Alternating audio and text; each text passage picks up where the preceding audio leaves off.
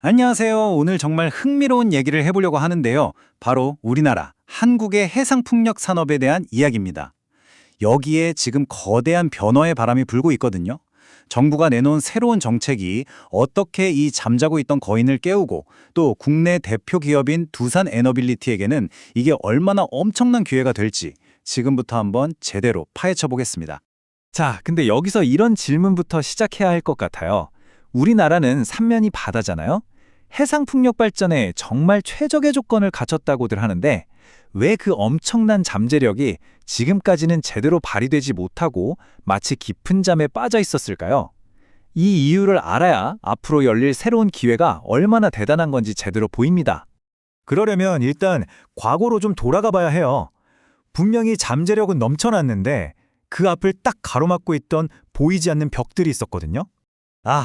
이 당시 상황을 보면요. 사업자들 입장에선 정말 답답했을 겁니다. 마치 안개 속을 걷는 것 같았다고 할까요? 일단 어디에 발전소를 지을지 그 부지부터 직접 찾아 헤매야 했고요. 또 인허가 절차는 어찌나 복잡하고 긴지 수많은 규제의 매듭을 혼자서 다 풀어야 했습니다. 정부 차원의 어떤 큰 그림, 그러니까 마스터 플랜 같은 게 없으니까 프로젝트들이 다 제각각 흩어져 버렸죠. 여기에 아시다시피 초기 투자 비용이 어마어마하잖아요. 그 무거운 짐까지 고스란히 져야 했어요. 한마디로 이건 뭐 사업을 하라는 건지 말라는 건지 모를 정도였죠. 그런데 말이죠. 이제 상황이 180도 바뀝니다.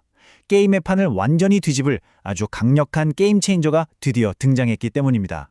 자, 이 표를 한번 보세요.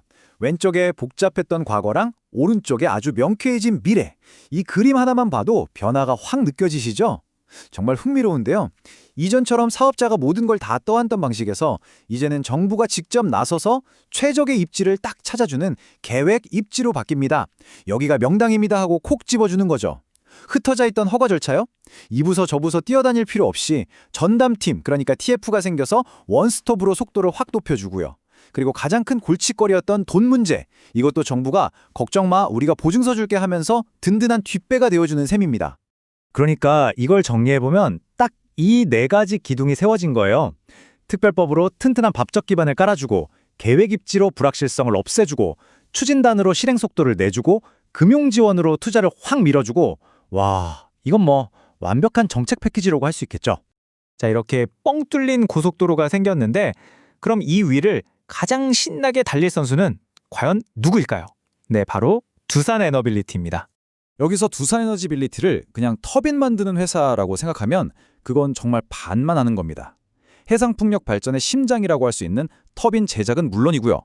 발전소 전체를 설계하고 건설하는 EPC, 그리고 완공 후에 수십 년 동안 운영하고 관리하는 O&M까지, 그러니까 처음부터 끝까지 A부터 G까지 다 책임지는 국내 유일의 토탈 솔루션 기업이라는 거죠.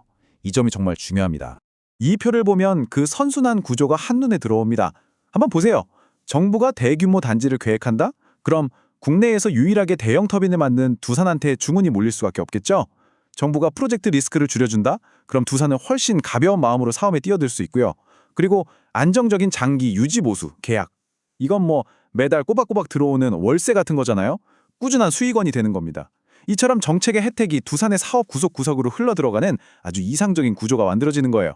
말로만 들으면 감이 잘 안 오실 수도 있어요. 그래서 숫자로 보여드릴게요. 이 기회의 규모가 얼마나 어마어마한지 한번 직접 확인해 보시죠. 정부의 1차 목표는 2030년까지 10.5기가와트입니다. 이게 어느 정도냐면요. 우리가 아는 그 커다란 원자력 발전소 있죠? 그걸 무려 10개 짓는 것과 맞먹는 엄청난 규모입니다. 이게 불과 몇 년 안에 바로 우리나라의 새로운 시장으로 열린다는 겁니다. 대단하죠? 근데 여기서 놀라시면 안 됩니다. 이게 끝이 아니거든요. 2035년 목표는 무려 25기가와트로 2배 이상 훌쩍 뛰어오릅니다. 이건 그냥 반짝하는 단기적인 호재가 아니라는 뜻이에요. 앞으로 10년 그 이상을 내다볼 수 있는 거대한 구조적 성장 스토리가 시작됐다는 의미입니다. 바로 이 점이 핵심입니다. 이번 정책은 단순히 보조금 좀 주고 끝내는 그런 차원이 아니라는 거죠. 아예 산업의 판 자체를, 생태계 자체를 근본적으로 바꾸고 있는 겁니다. 두산 에너빌리티 같은 국내 기업들이 이제 마음 놓고 여기에 제대로 투자해도 되겠구나 하는 확실한 믿음을 갖고 성장할 수 있는 그런 단단한 운동장을 만들어준 셈이죠. 자, 그럼 지금까지 나온 이야기들을 쭉 한번 정리해 볼까요? 이 모든 변화가 우리에게 말해주는 것, 그 핵심 메시지는 과연 무엇일까요? 여러분이 이것만은 꼭 기억하셨으면 좋겠습니다. 첫째, 정부의 강력한 정책 의지가 한국 해상풍력이라는 잠자는 거인을 깨웠다는 것. 둘째, 바로 우리나라에 어마어마한 내수 시장이 열리고 있다는 사실. 그리고 셋째, 이 새로운 시장의 주인공은 사실상 정해져 있다는 겁니다. 바로 모든 준비를 마친 두산에너빌리티죠. 마지막으로 이 정책이 그냥 뜬구름 잡는 얘기가 아니라 두산의 수주, 수익성, 안정성 이 모든 걸 직접적으로 끌어올려준다는 겁니다. 이 네 가지가 핵심입니다. 그래서 마지막으로 우리는 이런 질문을 던져볼 수 있습니다. 정부의 강력한 의지와 준비된 챔피언, 두산에너빌리티.